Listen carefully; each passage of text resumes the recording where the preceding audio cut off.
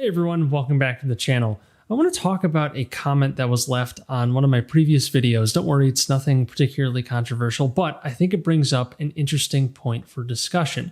So this was on my most recent video, or one of my most recent videos. It's been a few videos since I've posted this one, but it's what is big law like? And generally I talk about my sort of average sort of day, or really more my general impressions of working in big law, which is, for those of you who are unfamiliar with the legal profession, big law generally refers to very large firms, usually pretty taxing hours, or pretty much always pretty taxing hours, but they pay a lot of money and you usually get to do some pretty complicated work on many different issues, depending on whatever area of law you're in. In general, it's large law firms with hundreds or even thousands of attorneys in some cases. And it generally is a very intense schedule, but granted, there are plenty of benefits as well. Anyways, moving down to the comments, this comment was left by Matt here. And Matt, I appreciate you for not only watching the video, but leaving a comment as well.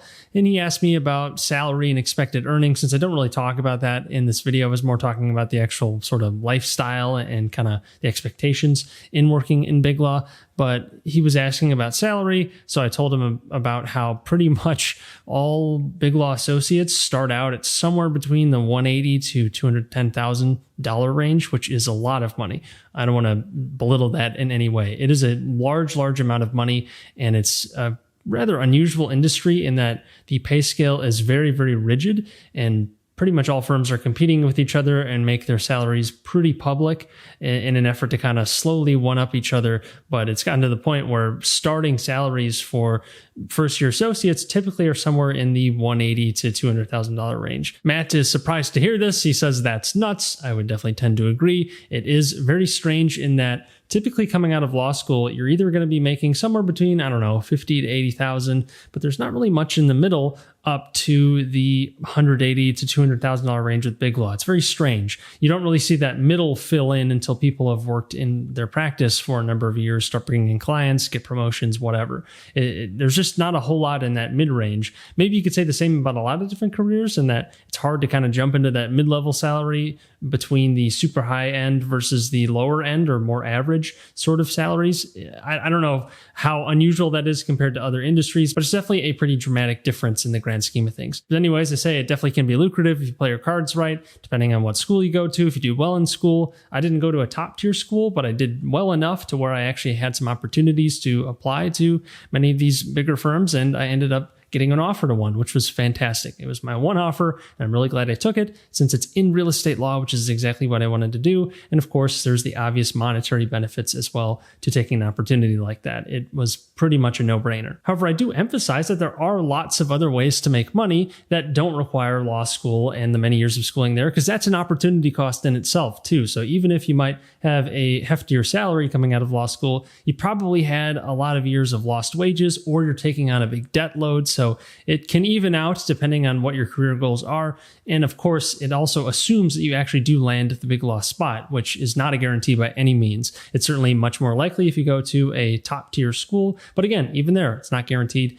And at that point, you're probably bringing on a bunch of debt. But that's kind of beside the point. Let's keep going. Neo says that big law has horrible work-life balance. So you got to keep that in mind. And I guess it depends on what your career goals are. Definitely is a very hefty schedule. Even with the monetary benefits included, it can definitely still not be worth it. And it's definitely not for everyone. It is a very intense career path, and it's, again, just not for everyone. Anyways, Matt replies, at this point, he's guaranteed to hit 1 million. It's like watching a lottery winner accept their winnings slowly. And I think that's an interesting way to put it. I had never thought of it in that way.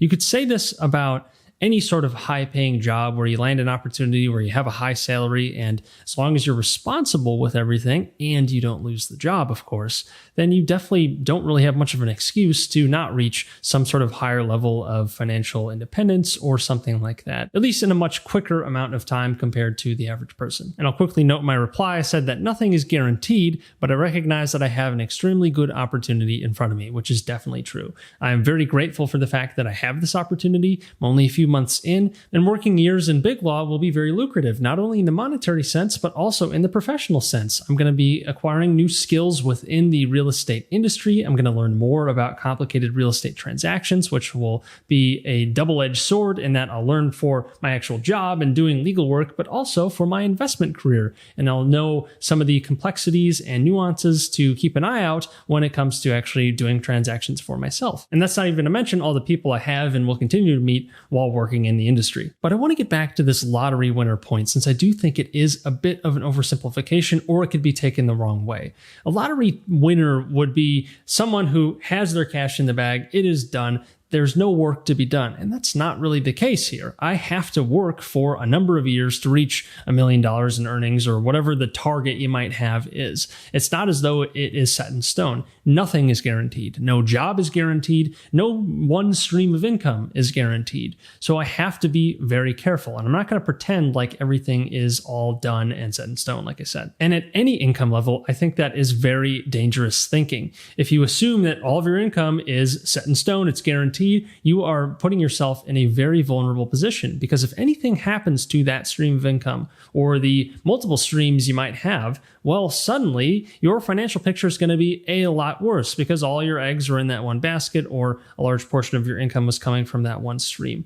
And that is very dangerous. And you also have to consider the time cost of many higher paying jobs that typically require much greater hours compared to something like a typical 9-to-5, where you're only working Monday through Friday. You have your time set for work, and then everything after that, you can pretty much do whatever you want. There is plenty of value there too if you're trying to start a business or you're trying to build another income stream outside of that 9-to-5. That is a very significant thing, that working a much higher paying job can often eliminate or significantly reduce, at least in many ways. So what I'm gaining in salary, I'm also losing in time, since I have to put more time towards this job. It is a very serious endeavor that I need to take seriously. And because of that, I have less time to devote towards other things like building the YouTube channel or any sort of social media content that I'm putting out, as well as building my real estate business or doing more research for my own investments. That all takes time, and it's time that I might not have now that I have to work this pretty intense job. It's very hard to say what the exact opportunity cost of those things are, but it's certainly something to keep in mind. But when it comes to early financial independence, which is something that many of you are probably interested in if you're subscribed to this channel, which, by the way, if you aren't already, please do that if you're getting any value out of this, or you are interested in more personal finance and investing content, got a lot of real estate content as well. Be sure to subscribe so you don't miss out. But let's say you're in your 20s and you're trying to reach financial independence early,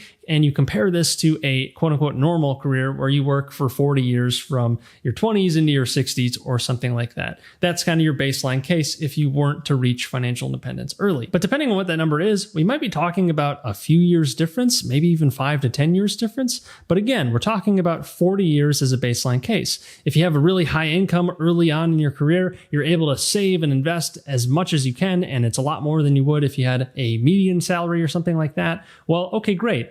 You've been able to reach financial independence in 5 to 10 years rather than 10 to 15. But again, that's 10 to 15 versus 40. So you're still well ahead of your quote unquote schedule of reaching financial independence early. You're still about half the amount of time that it takes most people to reach retirement. And when I say retire, I really mean reaching financial independence and the ability to retire if you want to. What I'm really trying to say is don't get discouraged by other people making more money, since there are tons of other people who make a lot more money than me and are able to reach my financial independence number within a year or two because they do some crazy investing magic. They have a huge income. They run a successful business. They take different risks. There are lots of different ways to grow your income. And frankly, even with a high paying job, typically there's kind of a cap on how much you can make with a typical W-2 job. You are trading your time after all. And unless you can scale your time and you can build out a team below you or something like that with a more commission oriented job, the likelihood of being able to increase that income is really dependent on the employer's will. And those increases will typically be slow incremental raises over time. You're not really going to see big jumps in your income that you might see if you run a successful business or have a great side hustle. I pretend like my salary is going to disappear next month, so I take my job seriously and I'm constantly investing my money into other things to put myself in a better position should that income suddenly dry up for whatever reason. Simply put, I can't take anything for granted. And this whole idea of being a lottery winner, taking your winnings slowly, you could really kind of apply that to any sort of income stream. And if you're just starting out in your career, you can look at it as though, okay, right now it's going to take me 10, 20, 30 years to reach $1 million in income. Whereas with a higher paying job, that timeline just shortens. But either way, it's like being a lottery winner that's taking their winnings slowly. And there could be plenty of luck along the way if you position yourself properly and then the opportunity arises. Because after all, luck is where preparation meets opportunity. And if you don't take risks, the chances of you getting lucky are also very slim. But the fact of the matter is, with healthy financial practices, even on a median salary, you can still do quite a bit to move towards that lottery number and chip away at those winnings. After all, I bought my first property as a house hack on a $40,000 salary and then bought another property 2 years after that, still on a median salary. And that's because I was able to keep my expenses low relative to my income so that now any future increases in income can be poured almost exclusively into investments. So do I have a great opportunity in front of me? Yes, absolutely. And I'm very grateful that I've gotten to this point, and all I can really focus on is continuously trying to improve my situation for the future. Anyways, I'd love to hear your guys' thoughts on this sort of topic about winning the lottery slowly. I think it's an interesting sort of point, and I think it's definitely worth the discussion. So definitely leave your comments below for your thoughts on the matter. But if you guys like this video, please like it, since that would help the channel out a lot. And like I mentioned earlier, definitely subscribe if you like this sort of content about investing in personal finance, since I put out new videos every single week. But until next time, take care.